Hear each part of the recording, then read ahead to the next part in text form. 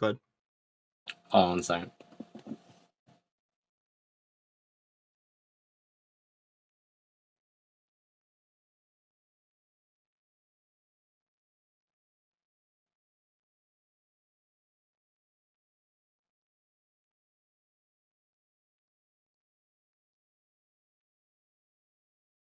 What is the appropriate thought text or response for a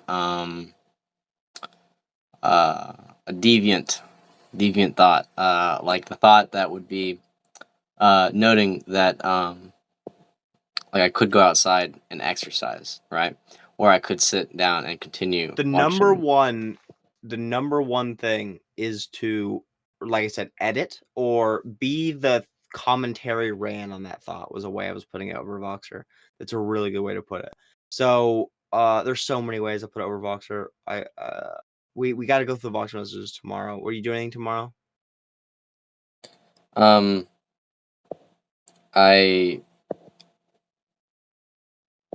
don't believe so, but it's possible we do something earlier in the day. Keep me posted and keep your phone nearby. Yeah, same schedule, like 2 through 4 is possible, 6 through 8 is likely, and then 8 through 10 is possible. I mean, if we did something like if it was like 4 to 5, then like that would be guaranteed. What is it? If we did the time of like 4 to 5, then it'd be guaranteed. Like I would definitely be able to call them. Yeah, we'll see. It's always random.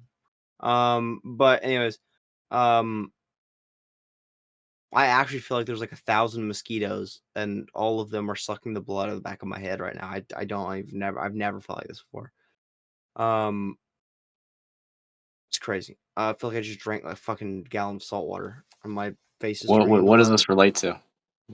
I don't know. I have no clue why my head feels like this. It's just terrible. You were saying how do I get bad thoughts under control? How do I target wrangle? The answer is by creating a corresponding thought to affect it. So like so this is one of the like when I'm really in the zone, I'll deflect a gay thought by literally creating instantly without ever even having to think about it a commentary thought which laughs at the stupidity of that thought. So in other words, it looks like this in my ego because the thing beneath the ego is the one who executes this decision, but it looks like this over the ego. I have a thought which says like, okay, like I'll get out of the bath now because I've been doing like 3-hour bath meditations because I can't fucking walk anymore. So, I've been just laying in the bath for 3 hours just thinking. And so, like, something I would think would be like, I want to get out now after like 5 minutes or after like an hour, right? Because obviously it's a little difficult to sit in the spot for 3 hours. And so what I would instantly create the next thought as like that, like laughing at and reflecting on the fact that that is something a gay person would say. So it's like literally the next thought is a reflection on how the previous thought could never belong to me. So it's like this is something interesting I've explored a lot over the years, which is the concept of like if you are raised your entire life to think that like gutting an animal is cool if you're like a country person or like I don't know, being homosexual is bad, then whenever a thought that would fall into those categories comes into your mind, then you are going to shoo away any thoughts that do not fall into the predetermined um Overton window. So like if you have a thought of like gutting a deer and then your thought is that makes you want to throw up because that's disgusting, then like people would call you a pussy.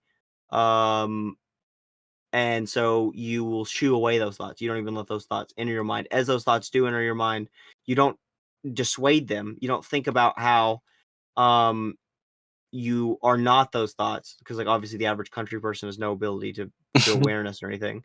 They just be like, yeah, right, that's gay, and they just don't even let themselves think that because that would lead to unacceptable outcomes, and it's like, that's exactly what you need to do, where it's like, it's a literal instant deflection that just denies identification. Like, you make sure that the next thought is a thought which is thinking about how it could never be that thought. Like, the next thought is then going to be thinking about how only a peon could think that last thought, and it's not even going to be thinking that, like, you're going to change your thoughts. That like the thought which is thinking about how a peon would think that thought isn't thinking about not thinking that thought again because it didn't even think that thought because only a peon would think that thought and it's not a peon. The peon would never like it like the that thought wasn't even a thing that you thought because you could never think that. You were just simulating what a peon would think. Um and you see what I mean? Where it's like the next thought needs to be a direct counter to that thought Well, that nullifies the it. thing, that the image that came in my mind was like whenever you realize you're having a thought like that, you put in like quotations, and then you note that the person saying this would have to be a retard. Yeah, literally, dude. You know what? It's soyjack. You just soyjack bad thoughts. That's literally exactly what's happening. That's hilarious. It's a hilarious way to think about that.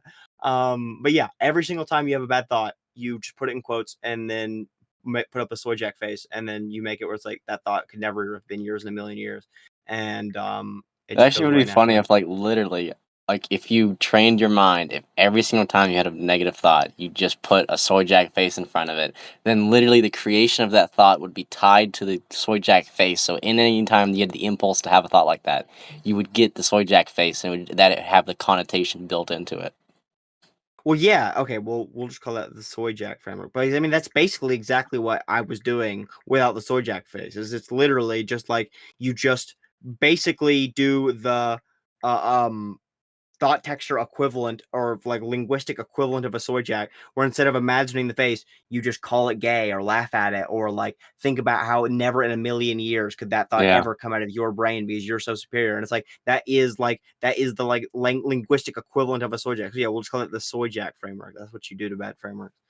You shoot them with the soyjack, and like that's what appreciation is, right? Because by appreciating how retarded it is that you want to go to McDonald's in the middle of your meditation, it immediately goes away because it understands how retarded it is, and it's not like you have to think about how retarded you are and waste 15 seconds not being retarded because that doesn't actually make you not retarded. You just have to make sure that the more often you're retarded, the less time you spend being retarded, and then that will make you less likely to be retarded in the future. Just like MMA, right? If you're trying to train to block a leg kick with a um by raising your leg, then what you want to do is raise your leg more often, more quickly. And even if you don't block the next 5, 10, 15, 100 leg kicks, you keep doing it until eventually it becomes muscle memory, and Yeah. then you'll block the way you want to block. And it's the same thing here. Your goal is not to make sure you don't do it next time. It's to make sure you do it less and less and less until it's not even tempting.